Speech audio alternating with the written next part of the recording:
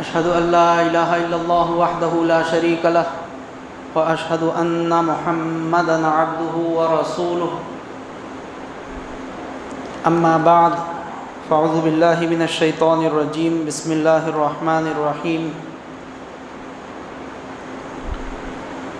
وَإِذْ أَخَذَ اللَّهُ مِيثَاقَ النَّبِيِّينَ لَمَا آتَيْتُكُم مِّن كِتَابٍ وَحِكْمَةٍ ثُمَّ جَاءَكُمْ رَسُولٌ مُّصَدِّقٌ لِّمَا مَعَكُمْ لَتُؤْمِنُنَّ بِهِ وَلَتَنصُرُنَّهُ قَالَ أَأَقْرَرْتُمْ وَأَخَذْتُمْ عَلَى ذَلِكُمْ إِصْرِي قَالُوا أَقْرَرْنَا قَالَ فَاشْهَدُوا وَأَنَا مَعَكُمْ مِنَ الشَّاهِدِينَ فمن تولى بعد ذلك فأولئك هم الفاسقون أفغير دين الله يبغون وله أسلم من في السماوات والأرض طوعا وكرها وإليه يرجعون قل آمنا بالله وما أنزل علينا وما أنزل على إبراهيم وإسماعيل وإسحاق ويعقوب والأسباط وما أوتي موسى وعيسى والنبيون من ربهم لا نفرق بين أحد منهم ونحن له مسلمون ومن يبتغي غير الإسلام دينا فلن يقبل منه وَهُوَ فِي الْآخِرَةِ مِنَ الْخَاسِرِينَ كَيْفَ يَهْدِي اللَّهُ قَوْمًا كَفَرُوا بَعْدَ إِيمَانِهِمْ وَشَهِدُوا أَنَّ الرَّسُولَ حَقٌّ وَجَاءَهُمُ الْبَيِّنَاتُ وَاللَّهُ لَا يَهْدِي الْقَوْمَ الظَّالِمِينَ صدق اللہ العظیم۔ اور جب اللہ نے نبیوں کے ذریعے سے عہد لیا کہ جو کچھ میں نے تمہیں کتاب اور حکمت سے دیا ہے، پھر تمہارے پاس وہ رسول آئے جو اس کی تصدیق کرنے والا ہو جو تمہارے پاس ہے، تو تم نے ضرور اس پر ایمان لانا ہوگا اور ضرور اس کی مدد کرنی ہوگی۔ کہا کیا تم اقرار کرتے ہو اور اس پر میرے عہد کا بوجھ لیتے ہو؟ انہوں نے کہا ہم اقرار کرتے ہیں۔ کہا پس گواہ رہو اور میں تمہارے ساتھ گواہوں میں سے ہوں۔ پھر جو کوئی اس کے بعد پھر جائے تو وہی بد عہد ہیں۔ تو کیا اللہ کے دین کے سوا کچھ اور چاہتے ہیں؟ اور جو آسمانوں اور زمین میں ہیں، خوش اور ناخوش، اسی کے فرما بردار ہیں اور اسی کی طرف لوٹائے جائیں گے۔ کہہ ہم اللہ پر ایمان لائے اور اس پر جو ہم پر اتارا گیا اور اس پر جو ابراہیم اور اسماعیل اور اسحاق اور یعقوب اور اس کی اولاد پر اتارا گیا، اور جو موسیٰ اور عیسیٰ اور نبیوں کو ان کے رب کی طرف سے دیا گیا، ہم ان میں سے کسی میں فرق نہیں کرتے اور ہم اسی کے فرما بردار ہیں۔ اور جو کوئی اسلام کے سوا کوئی اور دین چاہتا ہے تو اس سے قبول نہیں کیا جائے گا اور وہ آخرت میں نقصان اٹھانے والوں میں سے ہوگا۔ اللہ ان لوگوں کو کس طرح ہدایت کرے جو اپنے ایمان کے بعد انکار کرتے ہیں اور وہ گواہ ہیں کہ رسول سچا ہے، اور ان کے پاس کھلی دلیلیں آ چکی اور اللہ ظالم لوگوں کو ہدایت نہیں کرتا۔ معزز حضرات،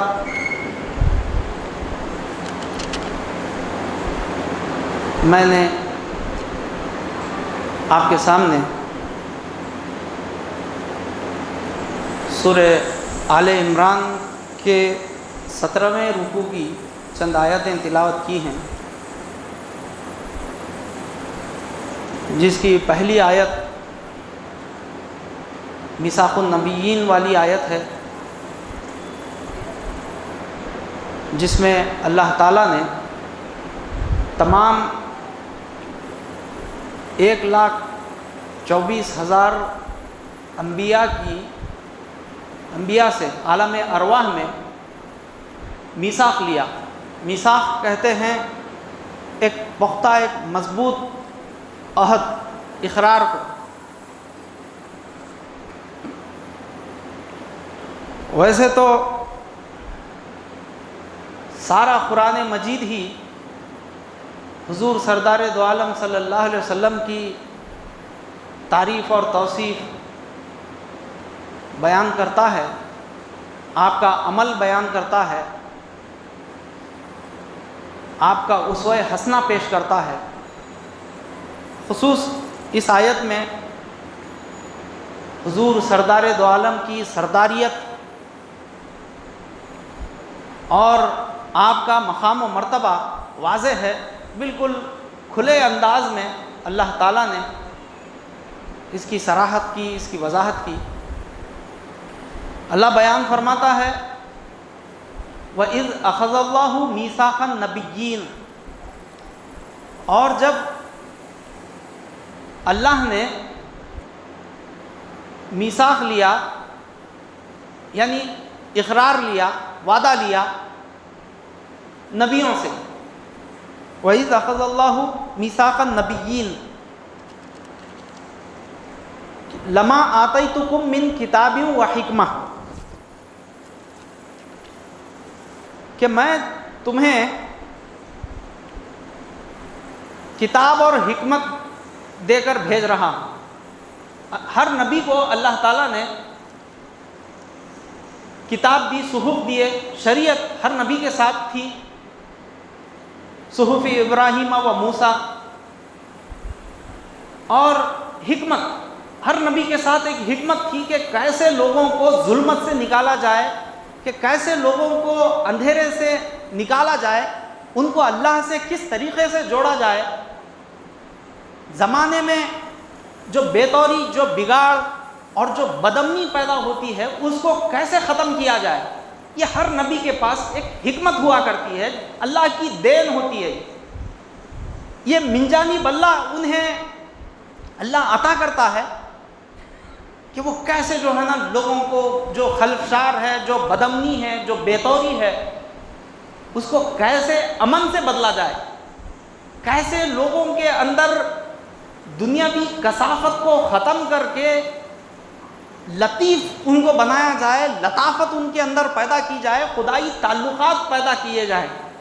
یہ حکمت ہوتی ہے، ہر نبی کے پاس اللہ ذکر کرتا ہے کہ من کتاب و حکمہ، کہ میں نے تمہیں کتاب اور حکمت دے کر بھیجا۔ کتاب یعنی ہر نبی کے ساتھ شریعت کی، قانون تھا کہ کیسے جو ہے نا اللہ کی فرما برداری کی جائے اور اس کا کیا انجام ہوتا ہے، اس کا صلہ کیا ملتا ہے، فرما برداری کا اللہ کے ہاں کیا جو ہے نا اجر ہے، کیا صلہ ملتا ہے، اور نافرمانی کرنے والوں کا کیا انجام ہوتا ہے اور ان کا ٹھکانہ کیا ہے۔ اس کی جو ہے نا تفصیل ہر نبی نے اپنی اپنی کتابوں کے ذریعے، شریعت کے ذریعے، اپنے ان کو جو صحف دیے گئے تھے اس کے ذریعے سے لوگوں تک، اپنی اپنی قوموں تک پہنچایا۔ من کتاب و حکمہ، کہ اللہ فرماتا ہے کہ میں تم کو کتاب اور حکمت دے کر بھیج رہا ہوں دنیا میں۔ اللہ فرماتا ہے ثم جاءکم رسول، کہ پھر ایک رسول آئے گا، مصدق لما معکم، کہ میں نے تمہیں جو کچھ دیا ہے کتاب اور حکمت کے ذریعے سے، اس کتاب اور حکمت کی تصدیق کرنے والا ایک رسول آئے گا۔ یہ کس سے مخاطب ہے اللہ تعالیٰ؟ 1,24,000 انبیاء سے مخاطب ہے، اور کہہ رہا ہے کہ میں نے جو تمہیں کتاب اور حکمت دی ہے، اس کتاب اور حکمت کی تصدیق کرنے والا، یعنی جانچنے والا، پرکھنے والا وہ رسول آئے گا، جو تمام رسولوں کا سردار ہوگا، جو تمام نبیوں کی طاقت کو اپنے اندر لیے ہوئے آئے گا۔ وہ اللہ کی ذات کا اظہار کرے گا اپنے وجود سے۔ تو وہ رسول ثم جاءکم رسول مصدق لما معکم، میں نے جو تمہیں کتاب اور حکمت دی ہے اس کی تصدیق کرنے والا وہ ہوگا۔ تو اب اللہ ذمہ داری دے رہا ہے، کس کو؟ نبیوں کو۔ اب تمہیں کرنا کیا ہوگا؟ وہ رسول آئے گا تمہارے کتاب اور حکمت کی تصدیق کرنے کے لیے، تمہیں کرنا کیا ہے؟ لَتُؤْمِنُنَّ بِهِ وَلَتَنْصُرُنَّهُ۔ وہ رسول جب آئے گا تو اس رسول پر ایمان لانا ہوگا۔ تمام نبیوں سے مخاطب ہو کے کہہ رہا ہے اللہ تعالیٰ کہ وہ جو رسول آئیں گے تو تم تمام کو اس رسول پر ایمان لانا ہوگا۔ ایمان لانا ہے، اور بس اسی پر اکتفا نہیں ہے، اسی پر اللہ خاموش نہیں بیٹھ رہا ہے۔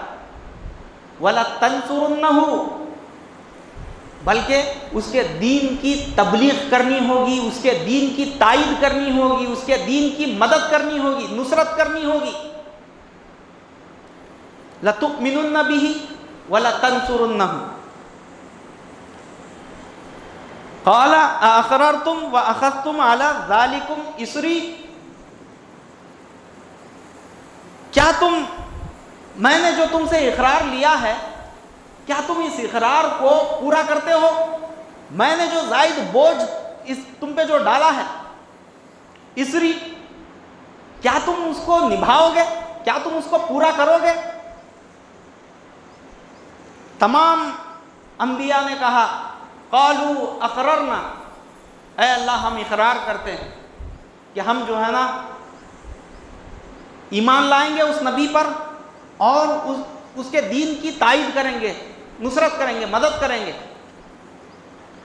اب اللہ فرماتا ہے تمام لوگوں نے گواہی دی، اقرار کو پورا کیا، یعنی اقرار کو پورا کرنے کا وعدہ کیا۔ اللہ فرماتا ہے قال فاشهدوا وَأَنَا مَعَكُمْ مِنَ الشَّاهِدِينَ، تم تمام گواہ رہو، ایک دوسرے پر گواہ رہو، 1,24,000 انبیاء سے کہہ رہا ہے اللہ، تم تمام گواہ رہنا کہ تم تمام نے اس اقرار کو پورا کرنے کا وعدہ کیا میرے سامنے۔ اور اللہ فرما رہا ہے وَأَنَا مَعَكُمْ مِنَ الشَّاهِدِينَ، اور میں بھی گواہوں میں سے رہوں گا۔ اب یہ کس کے لیے جو ہے نا یہ اقرار لیا جا رہا ہے؟ یہ میثاق لیا جا رہا ہے۔ میثاق کہتے ہیں ایک پختہ ایک ایگریمنٹ، پختہ ایک وعدے کو، پختہ ایک اقرار کو، عہد کو۔ وہ حضور سردار دو عالم صلی اللہ علیہ وسلم، ابو الانبیاء، قائد المرسلین، سراج الاولین والآخرین، وہ جو ہے نا رسول، مصدق رسول آئیں گے، ان کے دین کی نصرت کرنی ہوگی، ان پر ایمان لانا ہوگا۔ اب یہ جو ہے نا اللہ اقرار لے رہا ہے، اور اللہ خود فرما رہا ہے وَأَنَا مَعَكُمْ مِنَ الشَّاهِدِينَ، کہ میں بھی جو ہے نا گواہوں میں سے رہوں تم تمام نے میرے سامنے اس بات کی تسلیم کی کہ ہم اس کے دین، اس پر ایمان لائیں گے، اس رسول پر، اور اس کے دین کی مدد کریں گے۔ بات یہیں پر ختم نہیں ہوئی، اللہ آگے فرماتا ہے فَمَن تَوَلَّى بَعْدَ ذَلِكَ فَأُولَئِكَ هُمُ الْفَاسِقُونَ۔ انبیاء سے مخاطب ہو کے کہہ رہا ہے اللہ تعالیٰ اب میرے سامنے تو تم تمام نے اقرار کر لیا کہ ان پر ایمان لائیں گے اور اس کے دین کی مدد کریں گے، اب اس کے بعد اگر تم پھر گئے تو اللہ فرماتا ہے کہ میں تمہیں فاسقوں میں سے کر دوں گا۔ فَمَن تَوَلَّى بَعْدَ ذَلِكَ فَأُولَئِكَ هُمُ الْفَاسِقُونَ، میں تمہیں فاسقوں میں سے کر دوں گا۔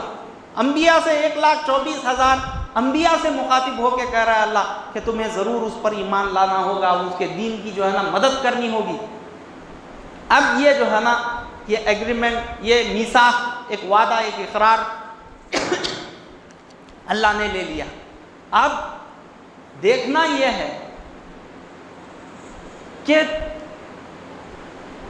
اس اقرار کو کیا انبیاء اکرام نے پورا کیا، کیونکہ ان کا دور الگ الگ تھا۔ یہ عالم ارواح میں اللہ نے میثاق لیا انبیاء سے۔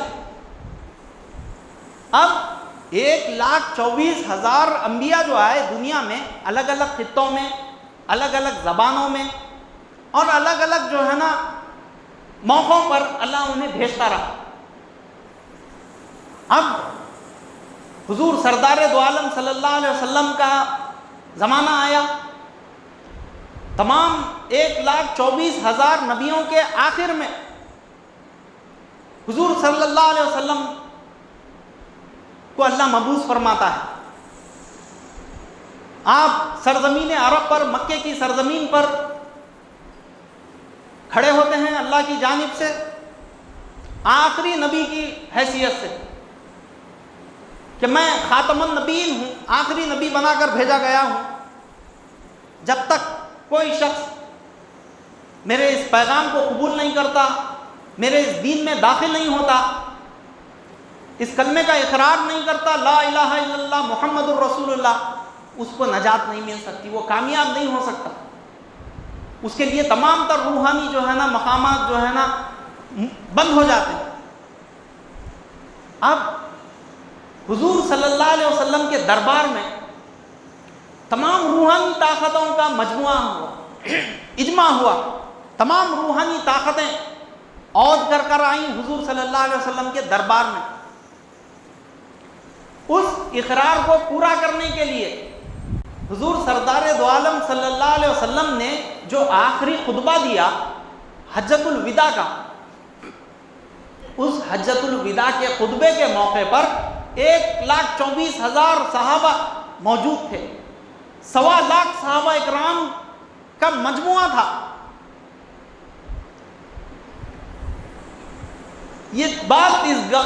یہ چیز اس بات کی گواہی دیتی ہے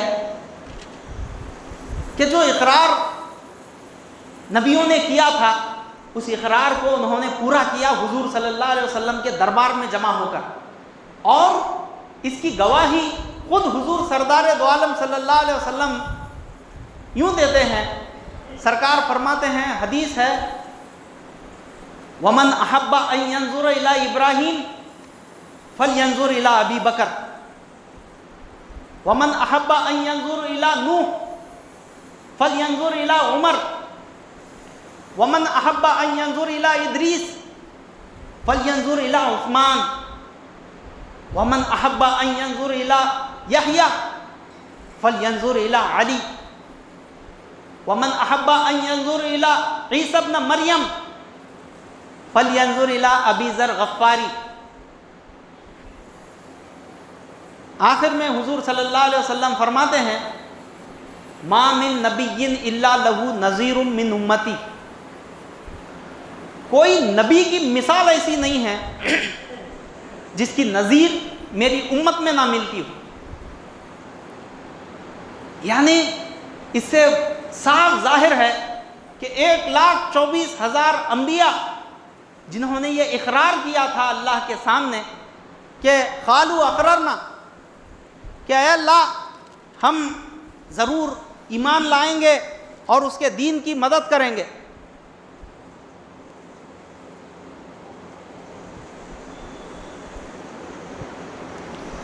اس اقرار کے پورا کرنے کے لیے تمام انبیاء کی طاقتیں حضور سردار دو عالم صلی اللہ علیہ وسلم کے دربار میں جمع ہو گئی.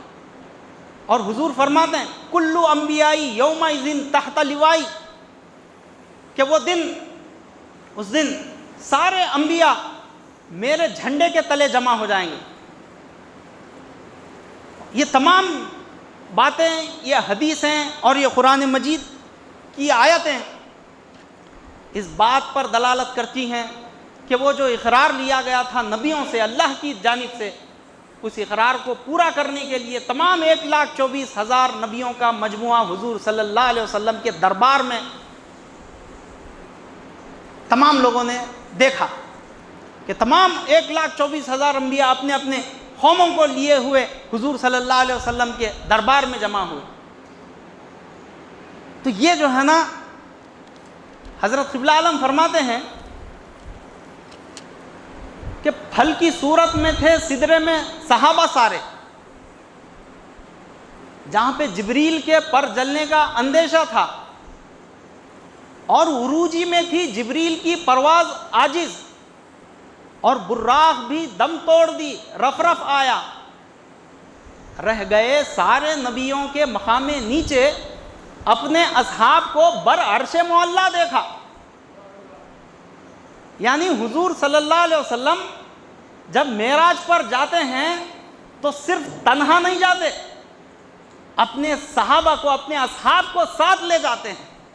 یہ کمال ہے حضور صلی اللہ علیہ وسلم کا کہ آپ نے صرف تنہا میرا عروج یا روحانی سفر طے نہیں کیا، بلکہ اپنے متبعین کو ہم رنگ بنایا اور اپنے ساتھ معراج پر لے گئے۔ حضرت قبلہ عالم فرماتے ہیں تھے علی عرش معلیٰ پہ محمد کے ساتھ صلی اللہ علیہ وسلم، بو بکر و عمر و عثمان و بلال حبشہ۔ حضور صلی اللہ علیہ وسلم کی کامل پیروی، حضور صلی اللہ علیہ وسلم کی کامل اتباع کی وجہ سے تمام جو حضور صلی اللہ علیہ وسلم کے مقرب اکابر جو صحابہ تھے وہ حضور صلی اللہ علیہ وسلم کے ساتھ معراج پر تشریف لے گئے۔ یہ جو ہے نا آسمانوں پہ نظر آئے رسولان امم، آسمانوں پہ نظر آئے رسولان امم، عرش اعظم پہ غلامان رسول عربی، یعنی حضور صلی اللہ علیہ وسلم کی پیروی، آپ کی فیض صحبت کا یہ نتیجہ نکلا کہ جہاں تک نبیوں کی رسائی نہیں ہو سکی، 1,24,000 انبیاء پہلے آسمان سے لے کر 7ویں آسمان تک محدود تھے، لیکن اس سے پرے سدرۃ المنتہا عرش معلیٰ تک حضور صلی اللہ علیہ وسلم جاتے ہیں تو تنہا نہیں جاتے، بلکہ آپ اپنے اصحاب کو لے کر جاتے ہیں وہاں پر۔ حضرت قبلہ عالم فرماتے ہیں بو بکر و عمر اور عثمان و علی ہیں چوتھے، ان کا نہ ثانی ہے نہ ان کا مثیل آئے گا۔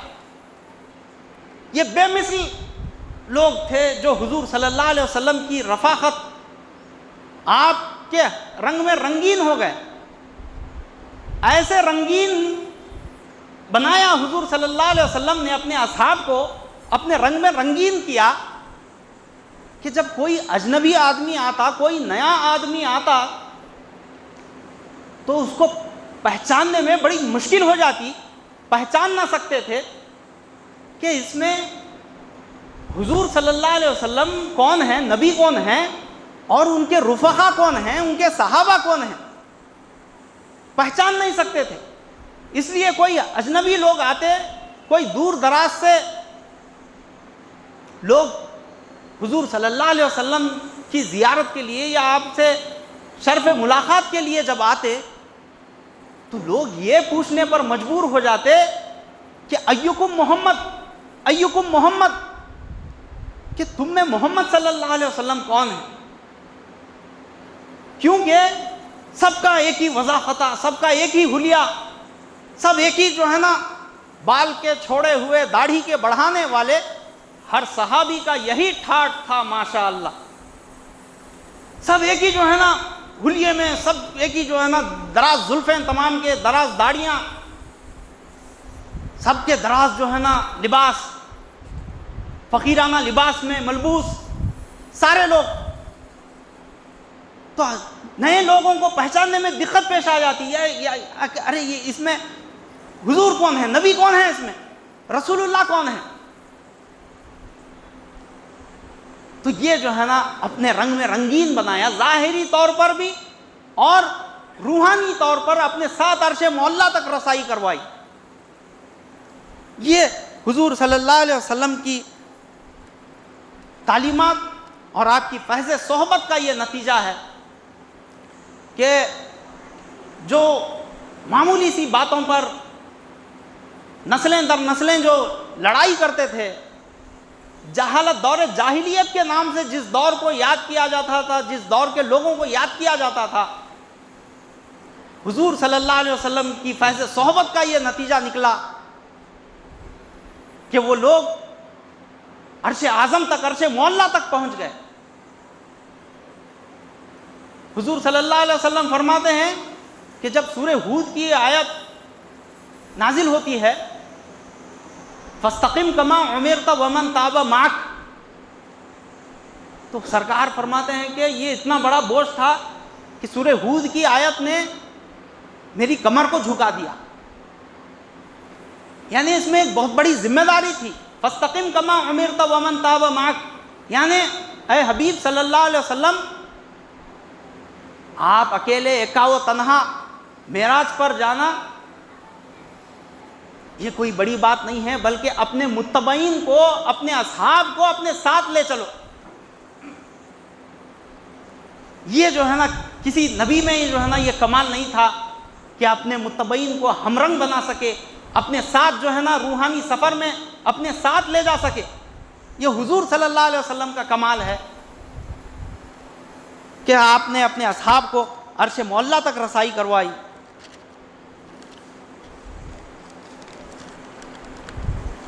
اللہ آگے فرماتا ہے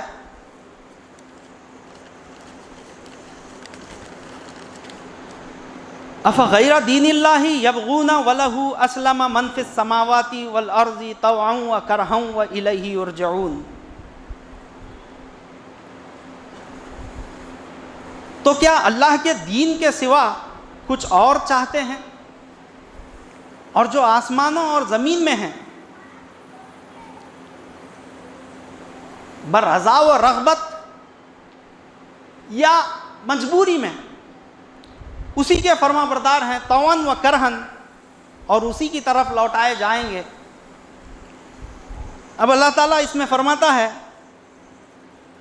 کہ وہ لوگ جو اللہ کے جو احکامات ہیں، اللہ نے قرآن مجید کے ذریعے سے جو ایک مکمل راستہ بنایا. دین کے معنی ہوتے ہیں راستے کے. اس راستے پر جو عمل پیرا ہو کر مکمل اطاعت اور فرما برداری میں جو آ جاتا ہے وہ سرخرو ہوتا ہے، وہ کامیاب ہوتا ہے.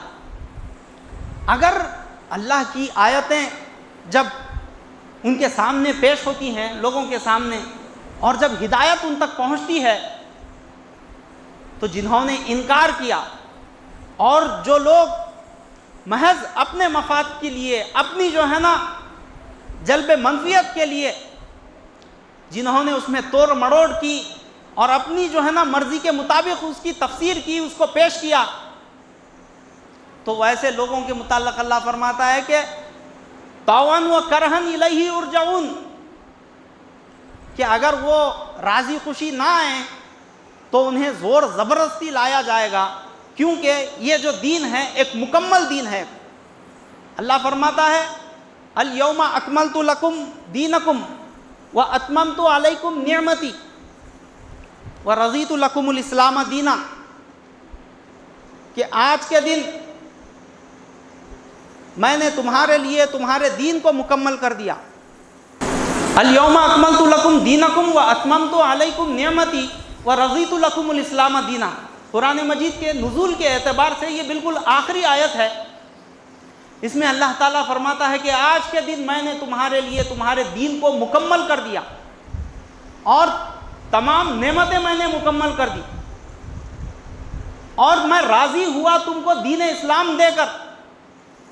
اب یہ ایک مکمل دین، اب اس سے اگر اس کے احکامات کے مطابق اگر کوئی زندگی نہیں گزارتا تو وہ جو ہے نا نقصان میں ہے، خسارے میں ہے، گھاٹے میں ہے.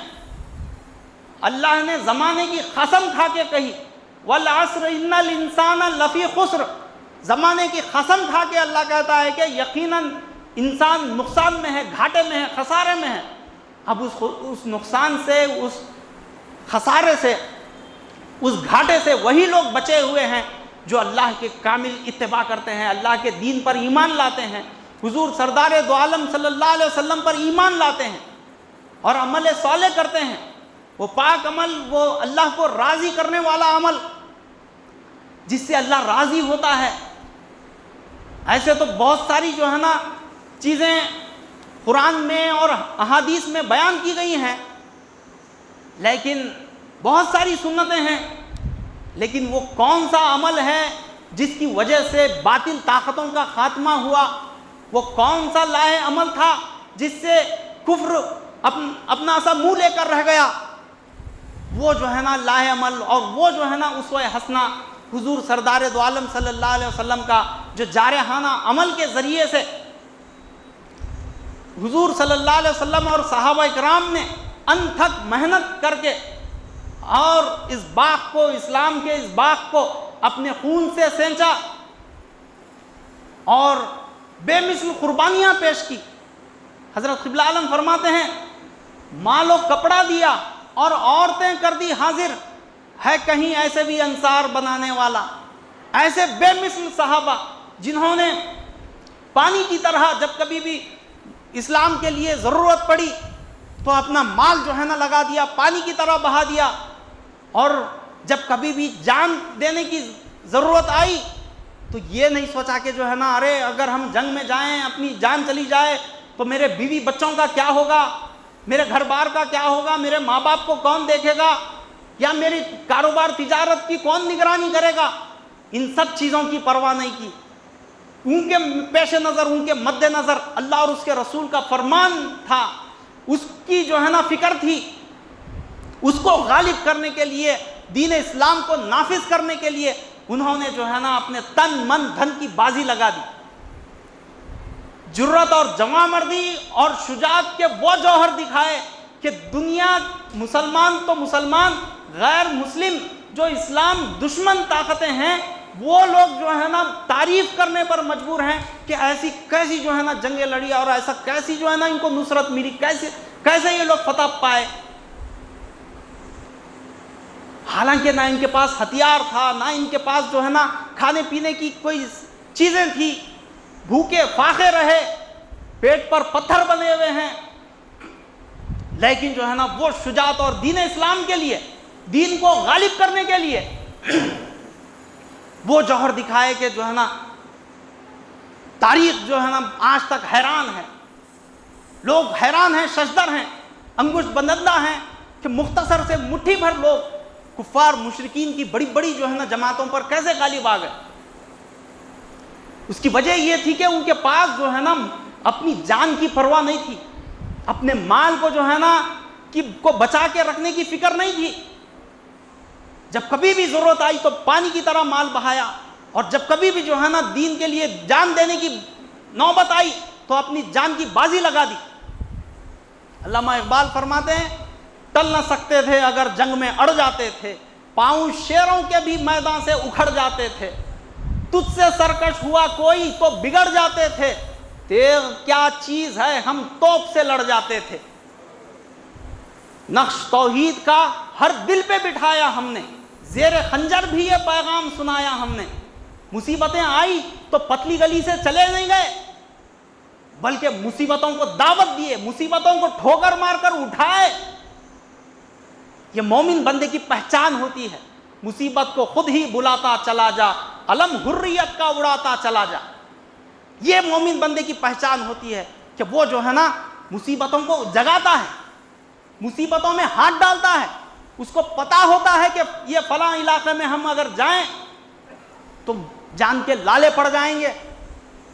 کیا حضور صلی اللہ علیہ وسلم کو اس چیز کی خبر نہیں تھی کہ طائف کو جائیں گے تو وہاں کے لوگ جو ہے نا ہمیں تکلیف دیں گے، ایذا پہنچائیں گے؟ حضور صلی اللہ علیہ وسلم کے متعلق اللہ فرماتا ہے کہ آپ غیب کا علم دینے میں بخل نہیں کرتے، اور سرکار خود فرماتے ہیں کہ میں جیسے سامنے جیسا میری نظریں دیکھتی ہیں میں پیچھے بھی اسی طریقے سے دیکھتا ہوں۔ تو کیا سرکار دو عالم صلی اللہ علیہ وسلم کو اس بات کا علم نہیں تھا کہ طائف گئے حضور صلی اللہ علیہ وسلم کس لیے؟ اس لیے نہیں گئے کہ طائف جو ہے نا ذرا سرد علاقہ ہے، ٹھنڈا علاقہ ہے، کچھ دن جو ہے نا گزار کر آئیں گے، اس ارادے سے نہیں گئے، دعوت اسلام، تبلیغ اسلام دینے کے لیے گئے،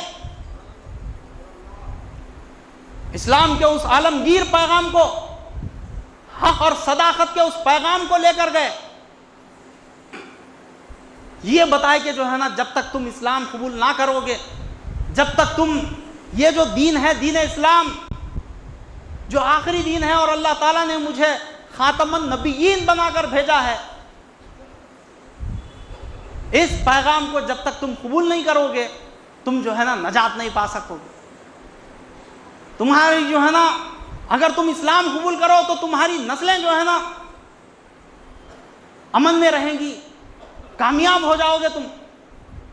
یہ جو ہے نا جارحانہ انداز میں حضور صلی اللہ علیہ وسلم نے یہ دعوت دی، یہ پیش کیا۔ نتیجے میں کیا ہوا؟ سنگباری ہوئی حضور صلی اللہ علیہ وسلم پر، کئی میل تک حضور صلی اللہ علیہ وسلم کو پتھراؤ کیا، آپ کے اوپر سنگباری کی گئی۔ نتیجے میں آپ کی پیٹھ ساری لہو لہان ہو گئی، اور آپ کے نالین میں، آپ کے جوتوں میں جو ہے نا خون جم گیا، جوتا آسانی سے نکل نہیں رہا تھا۔ یہ جو ہے نا یہ سنتیں ہیں کہ اس سے دین غالب آتا ہے، اس عمل سے، میٹھی میٹھی سنتوں سے، اور صرف جو ہے نا کچھ وظائف کرنے سے یا جو ہے نا کچھ آسان عمل کر لینے سے اللہ کی رضا اور دین کو غالب کرنا یہ جو ہے نا اتنا آسان کام نہیں ہے، یہ نہیں ہوتا ان چیزوں سے، بلکہ دین کو غالب کرنے کے لیے سر بکف ہونا پڑتا ہے، اپنے سر کو کفن باندھ کر اپنی جان کو ہتھیلی میں لے کر میدان میں نکلنا ہوتا ہے، جیسے صحابہ اکرام نے اپنے عمل سے یہ بتایا۔ حضرت قبلہ عالم اپنی تصنیف میں فرماتے ہیں، 11 سالہ سرگزشت، اس میں آپ تحریر فرماتے ہیں کہ کیسے صحابہ اکرام نے دین کو غالب کرنے کے لیے اپنے خون سے اس باغ کو سینچا۔ یہ جو اسلام کا جو باغ ہے، اس باغ کو صحابہ اکرام نے اپنے خون سے سینچا، ان کا مال لگا، اللہ نے اس کو مضاف در مضاف کر کے لوٹایا۔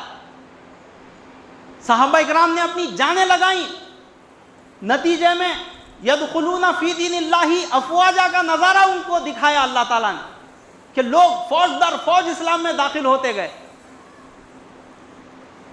تو یہ بے مثل صحابہ اور ان کی قربانیاں، ان کا ایثار، جس کی وجہ سے، ان کے اس عمل کی وجہ سے حضور صلی اللہ علیہ وسلم کی کامل اتباع، پیروی اور اتباع کے ذریعے سے انہوں نے وہ مقام حاصل کیا کہ جہاں تک نبیاں، انبیاء اکرام نہیں پہنچ سکے۔ عرش معلیٰ پر حضور صلی اللہ علیہ وسلم اپنے اصحاب کو دیکھتے ہیں۔ جب معراج پر حضور صلی اللہ علیہ وسلم تشریف لے گئے تو حضرت صدیق اکبر رضی اللہ تعالیٰ عنہ کی آواز سنائی دیتی ہے، حضرت عمر رضی اللہ تعالیٰ عنہ کا گھوڑا نظر آتا ہے، حضرت عثمان غنی رضی اللہ تعالیٰ عنہ کی تلوار نظر آتی ہے، حضرت علی کرم اللہ وجہ کا ہاتھ کف منقش نظر آتا ہے، اور حضرت بلال حبشی رضی اللہ تعالیٰ عنہ کے کھڑا میں عرش معلیٰ پر نظر آتے ہیں۔ تو یہ کس وجہ سے؟ ان کے اس ایثار و قربانی کی وجہ سے، ان کی کامل حضور صلی اللہ علیہ وسلم کی پیروی کی وجہ سے، اتباع کی وجہ سے وہ مقام جو ہے نا حضور صلی اللہ علیہ وسلم اپنے اصحاب کو عطا کرتے ہیں۔ آسمانوں پہ نظر آئے رسولان امم، عرش اعظم پہ غلامان رسول عربی۔ تو یہ جو ہے حضور صلی اللہ علیہ وسلم اپنے اصحاب کے متعلق فرماتے ہیں، اصحابی کالنجوم بِأَيِّهِمْ اقْتَدَيْتُمْ اهْتَدَيْتُمْ۔ صحابہ کے متعلق حضور فرماتے ہیں کہ میرے جو صحابہ ہیں یہ مثل تاروں کے ہیں، تاروں کی مثال ہیں میرے صحابہ کی، تم ان میں سے کسی ایک کی بھی اقتدا کر لو گے، کسی ایک کی بھی پیروی کر لو گے، تم ہدایت پا جاؤ گے، تم کامیاب ہو جاؤ گے۔ وہ کیونکہ جن کا جو ہے نا تمام تر زندگی کا بڑا حصہ حضور صلی اللہ علیہ وسلم کی فیض صحبت میں اور تبلیغ میں، ہجرت میں، غزوات میں، جہاد میں جنہوں نے اپنی عمر گزاری، وہ اکابر السابقون السابقون اولئک المقربون فرماتا ہے جن کے متعلق اللہ تعالیٰ کہ وہ سابقون ہیں، وہ اللہ کے مقرب بندے ہیں، وہ جنت نعیم میں رہنے والے، وہ فی جنات النعیم۔ تو وہ جو ہے نا صحابہ اکرام کی بے مثل قربانیاں، جس کی وجہ سے 4 دانگ عالم میں حضور نے جو آخری خطبہ دیا حجۃ الوداع کا، جس میں سرکار فرماتے ہیں کہ فَلْيُبَلِّغُ الشَّاهِدُ إِلَى الْغَائِبِ، کہ جو لوگ یہاں پر موجود ہیں میرے اس پیغام کو غائبین تک پہنچا دو۔ تو کیا صحابہ اکرام کی ایثار و قربانی اور کیا جذبہ تھا کہ انہوں نے پیچھے مڑ کر نہیں دیکھا، کہ جو ہی حضور نے یہ فرمایا کہ میرے اس پیغام کو میں نے اب تک جو کچھ تم تک پہنچایا،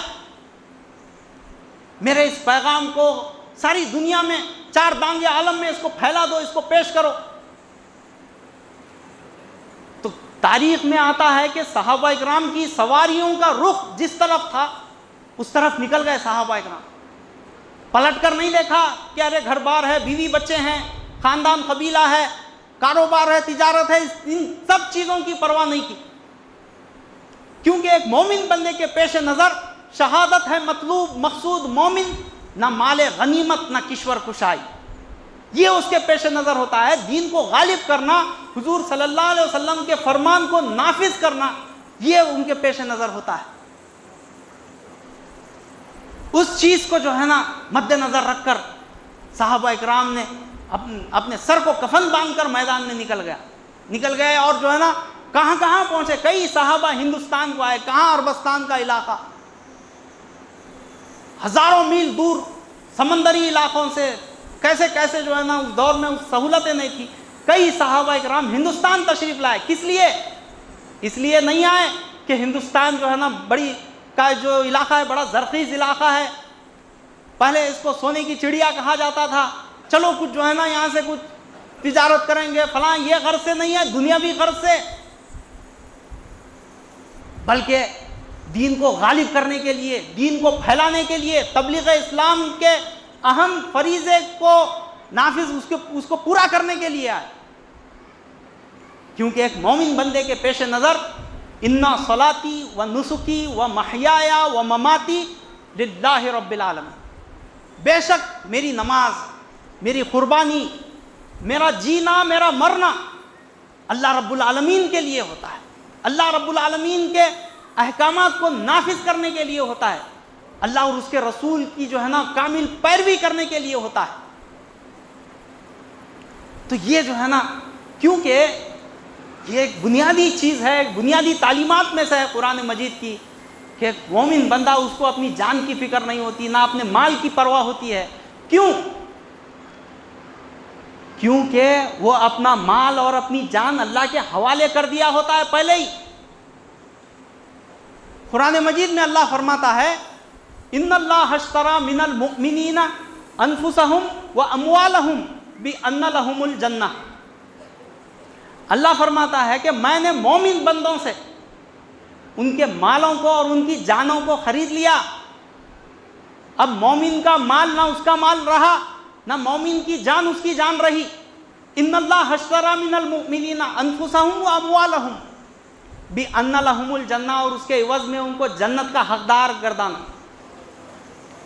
جنت عطا کی انہیں۔ تو یہ جو ہے نا یہی چیز تھی، یہی نقطہ تھا جس کی وجہ سے جو اللہ کے مخرب جو بندے تھے انہوں نے اپنے مال کو پانی کی طرح لٹا دیا دین اسلام کی خاطر، اور اپنی جان کو جو ہے نا اپنی جان کی بازی لگا دی۔ بلکہ حضرت قبلہ عالم فرماتے ہیں کہ ایماندار وہ ہے جو تقوی کے باریک سے باریک مقام پر نظر ڈالتا ہے، اس کو اللہ اور اس کے رسول کے احکام کے مقابلے میں کوئی دنیاوی طاقت یا وجاہت نظر نہیں آتی۔ دنیا کی بڑی سے بڑی طاقتیں اس کے مقابل میں آ جائیں تو اس کو پرواہ نہیں ہوتی اس کی، کیونکہ اس کے پیش نظر اللہ اور اس کے رسول کا فرمان ہوتا ہے۔ تو یہ جو ہے نا اللہ فرماتا ہے، اور مزید حضرت قبلہ عالم اپنی تصنیف میں سورہ کہف کی عملی تفسیر میں فرماتے ہیں کہ جس نے میری تصدیق کی وہ مومن متقی بنا، اور اللہ تعالیٰ نے ان کے دلوں میں جگہ پائی۔ حضرت قبلہ عالم فرماتے ہیں جس نے میری تصدیق کی وہ مومن متقی بنا اور اللہ نے ان کے دلوں میں جگہ پائی، اور اس کا ثبوت خود حضرت قبلہ عالم پیش کرتے ہیں۔ ثبوت یہ کہ دنیا کی تنخواہ کی طلب کو مزدوری اور کسب کو، جاہ کو، منصب کو لات مار کر فقیر ہو گئے. یہ فقیری ایک ایسی عظیم الشان نعمت اور دولت کو حضرت قبلہ عالم یہاں پر لے کر آئے ہیں. حضرت قبلہ عالم فرماتے ہیں کہ ذات احمد تو صرف فقیری کو سکھانے آئی، جس کی قوت سے ہلاک ہو گئے قیصر و کسریٰ. بڑی بڑی حکومتیں محض فقراؤں کو، فقیر اللہ والوں کو ستانے کی وجہ سے، ان کے کام میں حائل ہونے کی وجہ سے، ان کے کام میں رکاوٹ بننے کی وجہ سے تباہ و برباد ہو گئی، نیست و نابود ہو گئی. کوئی نام لینے والا باقی نہیں رہا، محض اللہ والوں کو ستانے کی وجہ سے. حضور صلی اللہ علیہ وسلم کے بعد حضور نے پیشن گوئی کی کہ میرے بعد 30 سال تک خلافت علی منہاج نبوت، خلافت راشدہ 30 سال تک چلے گی. اور اس کے بعد حضور پیشن گوئی کرتے ہیں کہ اس کے بعد جابر، غازب اور کاٹ کھانے والی بادشاہت آئے گی. انتہائی ظالم قسم کے بادشاہت مسلط کی جائے گی. حضور نے پیشن گوئی کی، اس کے مطابق ویسے ہی ہوا. حضور صلی اللہ علیہ وسلم کے بعد، آپ کے پردہ فرمانے کے بعد حضرت صدیق اکبر، اور اس کے بعد حضرت عمر فاروق رضی اللہ تعالیٰ عنہ، اس کے بعد حضرت عثمان غنی رضی اللہ تعالیٰ عنہ، اور اس کے بعد حضرت علی کرم اللہ وجہ نے اس منصب کو بخوبی انجام دیا. 30 سال کے تکملے کے لیے 6 مہینے باقی تھے. حضرت علی کرم اللہ وجہ کی شہادت ہوتی ہے. اس 6 مہینے کی مدت کو امام حسن علی مقام نے پورا کیا. اس کے بعد آپ نے دیکھا کہ جو ہے نا اقتدار کے نشے میں اور طاقت کے بلبوتے پر لوگ جو ہے نا مجھ سے نبرد آزما ہونا چاہتے ہیں. میں جو ہے نا یہ اختلاف نہیں چاہتا.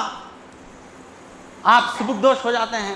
اور یہ اس بات کی بھی پیشن گوئی حضور سردار دو عالم صلی اللہ علیہ وسلم نے کی کہ یہ میرا یہ بیٹا امام حسن کے متعلق آپ پیشن گوئی کرتے ہیں کہ یہ جو ہے نا مسلمانوں کی 2 گروہ میں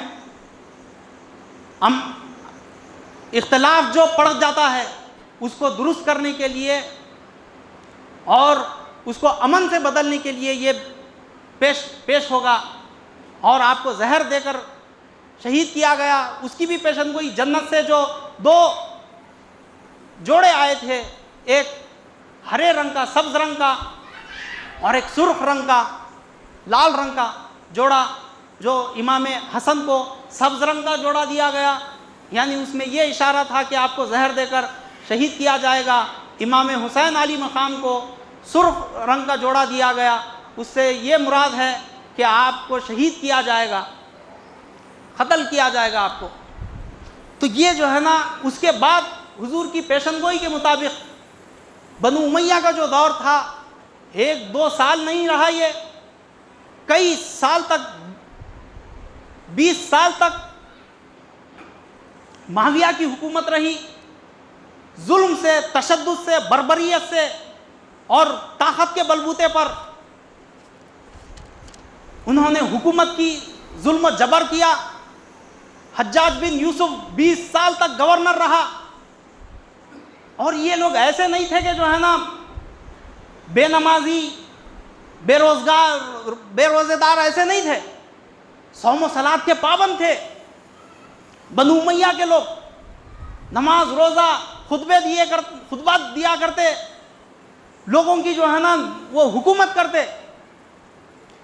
لیکن حضرت عمر بن عبدالعزیز رحمۃ اللہ علیہ فرماتے ہیں حجاج بن یوسف کے متعلق کہ جتنی قومیں ہیں دنیا میں آباد، ان تمام قوموں سے انتہائی بدماش، انتہائی رذیل قسم کے لوگوں کو منتخب کر کے لاؤ، اور ان تمام بدماشوں کا مقابلہ ہم تنہا حجاج بن یوسف کے ذریعے سے کر کے ان تمام کو زیر کر سکتے ہیں.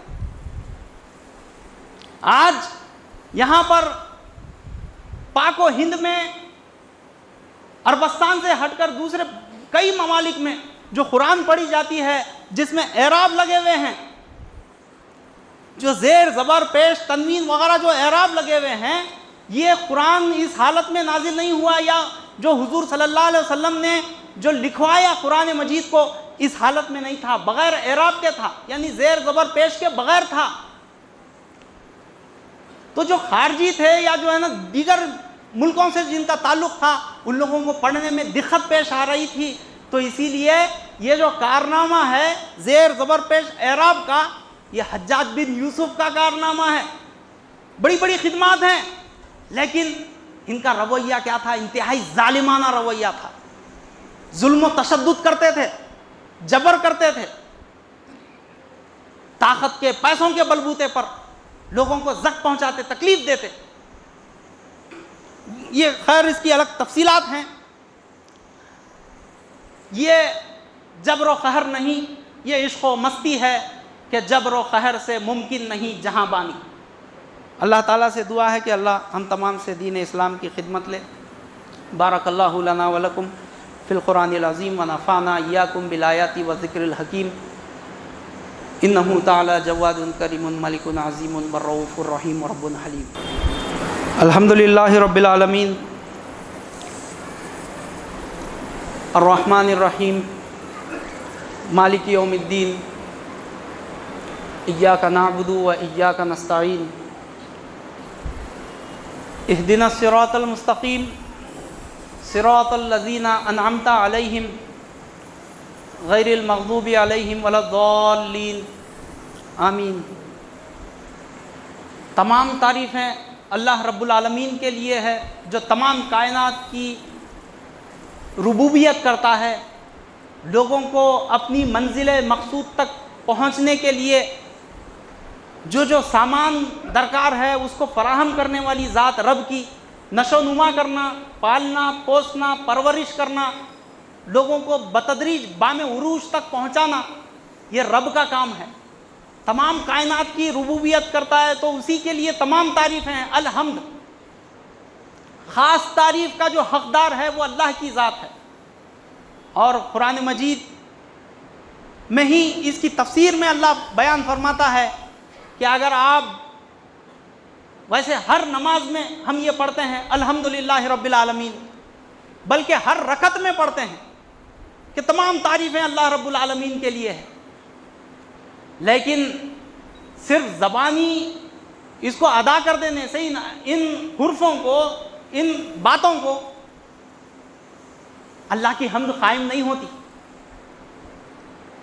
اللہ فرماتا ہے کہ اللہ کی حمد کو قائم کرنے کے لیے فَقُطِعَ دَابِرُ الْقَوْمِ الَّذِينَ ظَلَمُوا وَالْحَمْدُ لِلَّهِ رَبِّ الْعَالَمِينَ، جب تک کہ ظالم لوگوں کی دبر کو، یعنی ان کی جڑوں کو، ان کی بنیادوں کو جب تک نہیں کاٹا جاتا، اس وقت تک اللہ کی حمد قائم نہیں ہو سکتی۔ تو یہ صحابہ اکرام نے اس عمل کو اپنے وجودوں سے پیش کیا کہ کیسے جو ہے نا بڑے بڑے معرکے ہوئے، جنگ بدر، جنگ احد، جنگ خندق، جنگ احزاب، جنگ حنین، جنگ موتا، جنگ یرمک، بے شمار غزوات ہوئے، جہاد ہوا، سریے ہوئے۔ ان تمام کے ذریعے سے کفر کا خاتمہ ہوا، باطل طاقتوں کا خلاخما ہوا۔ تو یہ اللہ بیان فرماتا ہے کہ جب تک ظالم لوگوں کی جڑوں کو، بنیادوں کو نہیں کاٹا جاتا اس وقت تک اللہ کی حمد قائم نہیں ہو سکتی۔ الرحمن الرحیم، جو رحمان ہے، بلا بدل دینے والا ہے، اللہ کی نعمتوں کو بلا بدل عطا کرنے والی جو ذات ہے وہ رحمان ہے، اور رحیم ایک کا 10 گنا دینے والا۔ رحمان تمام لوگوں کے لیے، تمام کائنات، مسلمان، کفار، مشرک، یہود و نصارہ، سب کے لیے اللہ رحمان ہے، بلا بدل دے رہا ہے نعمتیں۔ لیکن اللہ رحیم ہے تو خاص اپنے مقرب بندوں کے لیے، یا اپنے جو اس کے دین میں داخل ہوتے ہیں، دین میں داخل ہونے کے بعد اللہ کے لیے جب ایک قدم آپ آگے بڑھاتے ہیں دین اسلام کے لیے، تو اللہ 10 قدم ان کے قریب جاتا ہے۔ تو یہ رحیمی تقاضے سے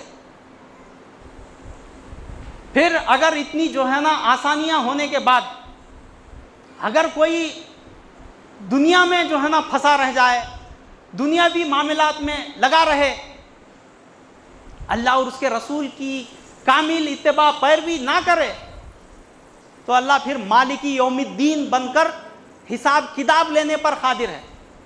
مالک کا کام ہے ذرے ذرے کا حساب لینا، وہ فیصلے کے دن کا مالک، یوم جزا کے دن کا مالک بن کر حساب کتاب لینے پر اللہ قادر ہے۔